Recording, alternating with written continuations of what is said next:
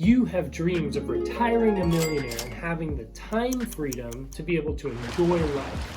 But at the moment, you're in a low salary or low income minimum wage type job, so you don't think you have enough money to start that journey. The key to this whole video is this. Saving and investing for retirement is not about putting one big amount of money in every once in a while. It's about consistency and it's about staying the course. Meet my man Ronald Reed. He grew up poor and was a janitor making a modest wage, but when he died, it was found that he had amassed over $8 million by following the secrets I'm going to share today. Ronald isn't alone either. Thousands, maybe even millions are following this simple strategy and becoming millionaires without ever making more than $50,000 per year. It all comes down to one word: investing. But it's not just enough to say he invested, so I'll just invest. What do I invest in? How long do I invest? How much money do I invest or need to invest in order to hit a certain goal? And my favorite one that I'm sure you're thinking as well,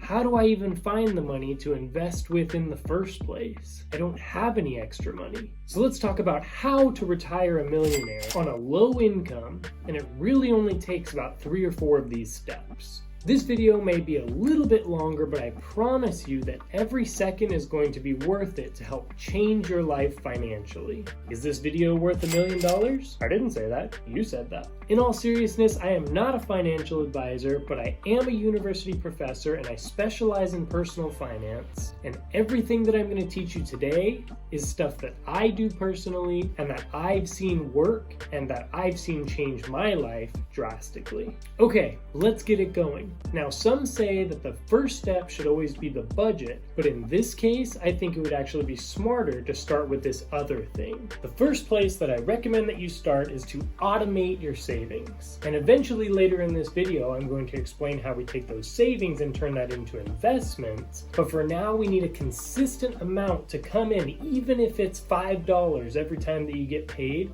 It just needs to be automated, out of sight and out of mind. The reason why I put this one first is because the psychology of money is just so strong, and when you see $100, your brain automatically thinks, I have $100. But if your brain sees $90, then it thinks, I have $90. You're going to figure out how to get all of your expenses, needs, whatever it may be, done in that $90. Because that's all that you have. So if you automate it to say have $10 taken out of that 100 right away so that all you see in your bank account is the 90, that's gonna work so much better than if you just tell yourself right now, I'll just take that 100. When I see it, I'll take $10 on my own and put it into another account. In my experience, that usually doesn't happen. Like I said before, it doesn't take a lot. You don't have to take a lot out of your paycheck. If you're 30 years old and plan on retiring at 65, you could have $1 million with just $150 per paycheck. And if you're younger, like 25, then that's just even better. You have to save even less to be able to make it to $1 million. If you save just $100 per paycheck every month for 40 years, you'd have over $1.2 million. But even if you're 40 or 50, the same idea still applies. You'll have to save more money each month, but you just need to be consistent. And I have clients who are in their 40s and 50s, and now that they have this squared away, they're on track to meeting their goal by retirement age. At 45, if you wanted to retire with $1 million, you'd need to save and invest about $700 from each paycheck. But at 45, you're probably making much more than you were at 25, so it shouldn't be out of the question to be able to put aside that much. You'll just have to focus even more so on this next step to be able to cut out that much from your paycheck. But again, very doable. The key to this whole video is this. Saving and investing for retirement is not about putting one big amount of money in every once in a while. It's about consistency and it's about staying the course. You want to put that money into a good index fund or ETF, of which I promise to go over those in a little bit, so you'll be set there as well. But again, it's not about how much you put in once or twice. It's about consistency and making sure not to do some of the mistakes that I'm going to go over later on as well. So now the next step is to solidify that budget. And it almost goes hand in hand with the step that I just went over. So you can literally do both of these in the same day You just want to start with automating so that you know what number to go with in this next step. So for your budget, you're going to start by listing out your income in total. Make sure to have this number be the new number after automating that savings/investment. So if it was $3,000 per month, now it may be $2,700 that your income is. Then list out the expenses that are needs and important, such as rent, utilities, insurance, groceries, and any loans you're paying off. This next part is where most people mess this up, so listen up, class. Take that final number away from your total income, and then that number is what you have left to use for any wants, like shopping or coffee or dining out. The goal here is to make your final number after both needs and wants to be zero, or even better would be to budget so that you actually have a little money left over at the end of each month. And I'll explain what to do with that in a second. So now at this point, you are living on a certain amount of money, all monthly expenses are going to be able to be paid for, and you have a little bit of money left over, and so now we need to invest that money each month. Earlier, I showed you the power of compound interest when I showed you how much you need to save each month to be able to make $1 million. But there are two big puzzle pieces missing at this point. The first one is that you need to know exactly where to put this money in order to start the compounding process. And then within that account or platform, you need to know exactly which type of index funds or ETFs to invest in to maximize those gains. So first is where.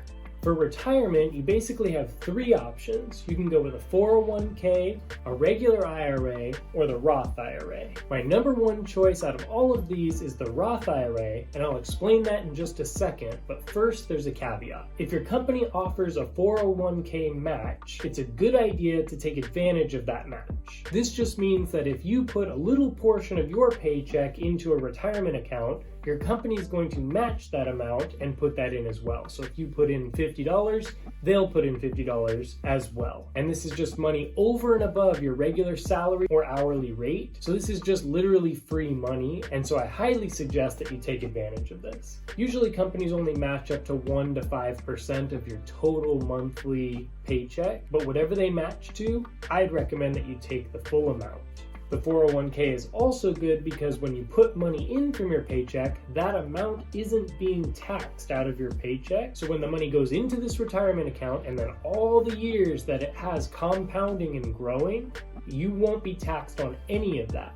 But later on in retirement age at 59.5 or older, when you start taking some of it out, you'll be taxed at that point, pretty similar to the way that you're taxed in your paycheck right now. The issue that I have, and is becoming even more clear, is that taxes down the road, 20, 30, 40 years from now, I believe will be much worse than they are today. I think they're going to be much higher, specifically from all the stimulus checks and the coronavirus and all of the other different things that have gone on, to where the government infused the economy with so much money that at some point we're going to have to pay that back, and that usually comes with taxation. So a minute ago I told you the one that I like the most is the Roth IRA, and it's because of what I just said about taxes. I believe that taxes will be worse in the future, and so if you can put your money into something where in the future you won't be taxed on any of the money, that's the move. And I'm going to put a link down in my description of a video that I did that takes you step by step on how to open a Roth IRA so that you don't have to pay anyone to help you do it. You can just set that video on while you're doing it step by step and you'll be good to go. So in this type of retirement account,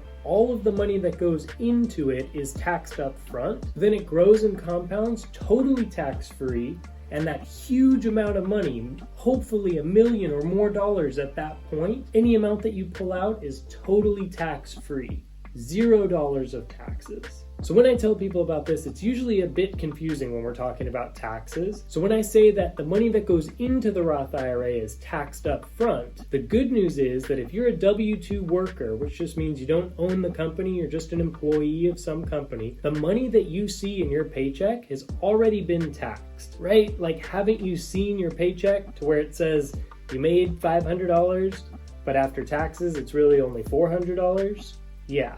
So you've already been taxed on that money. Putting some of that money now into a Roth IRA doesn't mean that you're going to get taxed again. You've already had the taxes taken out. So in essence, it feels like you're not being taxed ever on this process because you already received the money after it was taxed anyway, so you never really had that money to begin with. The Roth IRA is one of the biggest secrets that the rich have been using for a long time, because anytime that you can take taxes out of the equation, especially when the money is going to be at its biggest, that's the way to go. So once you've opened up this Roth IRA, you can automate that money to go directly from your paycheck to the Roth IRA without you even seeing it, and without you even knowing, so that you can complete step number 1 and be able to be on your way with this. So basically, you take the small portion of money agreed on earlier from your paycheck and put it in this Roth IRA. Now your money is this green line down here, but all of this red line, this is compound interest, all of it. It grows totally tax-free. Over the 35 years, you'll have put in $126,000, so that portion was taxed up front in your paycheck, but it grew almost $1 million, and you don't have to pay 1 cent in taxes on any of it. After retirement age, you can pull out $10,000 one year, or you can pull out $100,000 one year, and all of that money will be 100% yours without having to give any taxes to the government. Again, I believe that in 20 or 30 or definitely in 40 years, our taxes will be higher than they are now. So just to be safe, I would definitely be contributing to that Roth IRA. The second piece of that puzzle, though, is that you can't just put the money into the Roth IRA and say, okay, now grow. It actually has to be invested into something. This is a huge mistake that I see people do, where they just throw the money into the Roth IRA. It can't compound and grow because it's not put into any investment at that point yet. And speaking of mistakes, I'm also going to show you a bunch of other investing mistakes that people are making that are losing them hundreds of thousands of dollars. Literally, my friend lost out on over $100,000 by doing this mistake 5 years in a row, and that alone cost him. So definitely stick around for that. So regarding what to actually invest in, you're definitely going to want to invest in a good, solid index fund or ETF with low fees. It's very important for so many different reasons. Specifically keeps your risk low, you're very diversified, and the ones that I suggest have a very solid track record and have been around for many, many years. When I was showing that compound interest graphic before and showing you how each year your money would grow by a certain amount, it was growing by about 10.5%, which is the statistical average that the S&P 500 has returned for the last 100 years. So when most people say things like the stock market usually returns anywhere from 8 to 12% on average, they're usually referring to actually the S&P 500 or the total stock market index. The S&P 500 is my personal favorite index fund, and specifically I use the ETF VOO, VOO, which is a Vanguard ETF, to invest pretty much all of my retirement funds. I also made a video recently going over 5 ETFs that include higher growth, international, and high dividend ETFs. But the foundational ETF that I'll always pick is VOO, or the S&P 500. If you're interested in why I picked the S&P 500, and you could literally invest in literally that one ETF as your only stock pick, your only ETF ever, if you want to see why I picked that, I will link that video down below, and you can watch that after this one. The S&P 500 is America's top 500 companies, and it's very diversified, so when you own one share of VOO, you actually own a small piece of 500 companies like Amazon, Apple, Tesla, Disney, Home Depot, Pfizer, and more. There's still one huge thing that people are doing daily without understanding the mistakes that they're making. It's costing them hundreds, if not thousands, if not hundreds of thousands of dollars long term. And these mistakes are very, very simple to fix, but there's not a lot of good information out there because unfortunately there are companies, specifically financial companies out there, whose whole business model is to hope that you make these mistakes so that they can capitalize on all of your money. I compiled all these mistakes and how you can avoid them and fix them in this video that you need to watch now.